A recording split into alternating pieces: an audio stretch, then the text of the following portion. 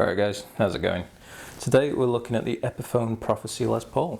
Now, first things first, off the bat, this guitar looks incredible.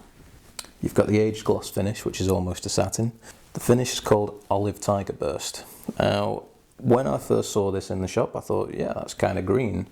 And then I've got it home, and the more I look at it, the more it sort of seems more like basically like a standard sunburst.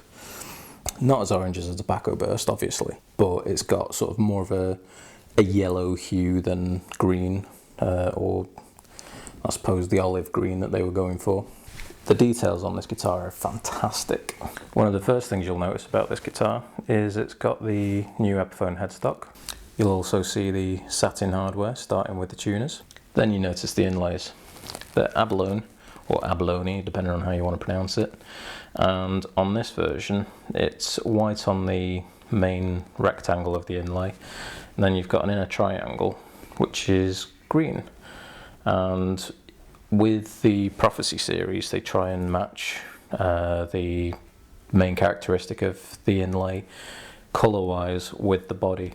So if you have a look at the other models, you'll notice that they've all got near enough matching inlays, which is a nice touch. You've either got mother of pearl or abalone on the headstock inlay.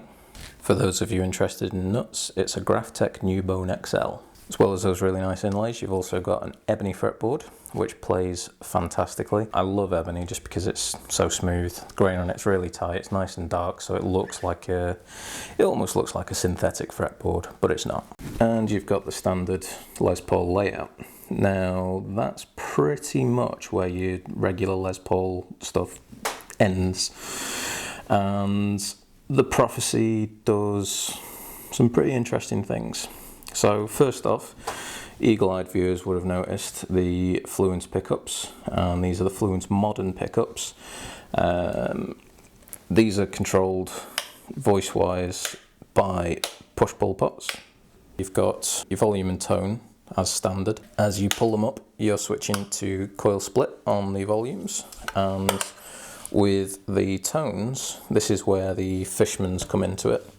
So you've got a modern voicing as standard, and then if you pull either of them up, then each pickup gets a more vintage sound. So it's a bit warmer. It's probably a little bit too buttery for my kind of tastes, and it's a bit of a strange option for a guitar that's so aggressively modern in basically everything that it does, that they would have a voicing that's sort of more towards what you'd expect from a standard Les Paul, like a general Les Paul crowd. Either way, all sounds fantastic, so I'm not going to complain about any of it. Some more of the satin chrome or brushed nickel hardware, and also the Fluence pickups do actually match in finish. And in the advertising, the bridge and stop bar are listed as Locktone. Don't think they do anything specific, but they look nice. Brushed nickel finish extends to the jack plate. Swinging around to the back, you'll see that there is a belly cut. You've also got your spring-loaded battery compartment on the cavity cover, which is a nice tidy place to put it. And you've also got a contour heel.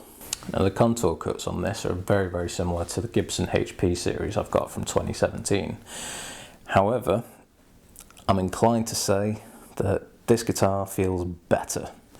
It plays nicer. I am actually not scared to play it for fear of scratching it or damaging the finish, because it feels sturdy. The weight relief is ultra modern chambering, so it's nice and light. One of the first things I noticed when I picked it up was how light it was compared to what I was expecting. The neck, because it's a satin finish, is really nice to play. You can move up and down it quite fast without any issues. The neck is also a slim taper, so it's quite good for playing fast on. You're not going to feel slowed down by it at all. It's not going to feel like a normal Les Paul though, so if that's what you want, this probably isn't the guitar for you. It's very modern. The carve of the neck is asymmetrical. Some of you will like that, some of you won't. To be honest, I don't really notice it too much. The brushed satin nickel tuners look fantastic. They're also locking. That used to be something that I looked out for, but these days I'm not too bothered about it. This guitar came to me with 11s on it. Not usually a player of 11s, but I quite liked it how it was, so I've kept them on. Plays nice and tight. Means I can down tune to drop C quite easily without anything going wrong. There's absolutely zero fret buzz. The finish on the end of the frets is about what I'd expect from this price range. They're pretty good. You do notice them. They're not perfect. They're not PRS frets, for example. The attention to detail on the binding is great. Everything looks well fitted. It's basically as good as you'd expect an £800 guitar to be. But that's not what I paid. I went into a guitar shop, as you do, and I was looking for something. I wanted to spend a bit of money, had a hole burner in my pocket, and I went in there thinking, yeah, I'm going to buy a Prophecy because the series has just been released. They look fantastic and I want to try them out. So I was walking around Guitar in Birmingham. I did a couple of laps at the store, nothing was quite doing it for me. So I went and had a closer look at the Prophecies. In stock they had the SG, the V.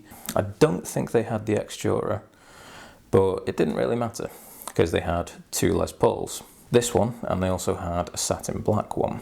One thing that I hadn't noticed while I was walking around the store was that this actually had a tag on it saying second hand, which was a bit unusual because they'd only been out about 3 months by that point, so I was surprised that somebody had returned one. So I picked it up, played it, loved it. My main concern was that it had been mislabeled.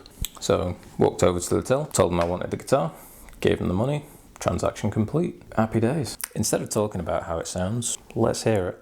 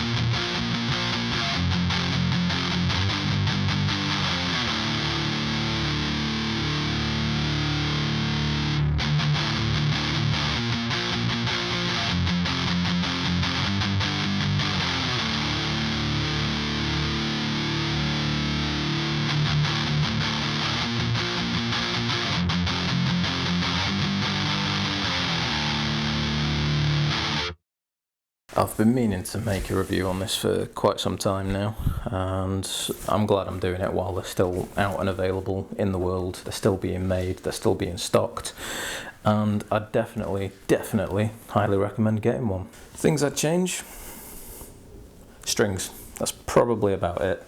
I like 10s. These are quite heavy, but like I say, they're not unplayable because the action is so low. It's very easy to play, but if I'm honest, I just don't feel as comfortable on 11s. And the other thing, as I usually change, would be the strap buttons. They're pretty good, but I prefer locking strap buttons purely because I don't like my guitars to fall down. I'm very happy with my purchase. I definitely think you should all get one. So there you go. I found it £300 cheaper than retail in a large chain store, and that's a rare thing. I wouldn't even recommend holding out until you find one as cheap as I did. If you see one, try one. If you love it, buy it, because you won't be disappointed. As usual, guys, thanks for watching, and I'll see you next time.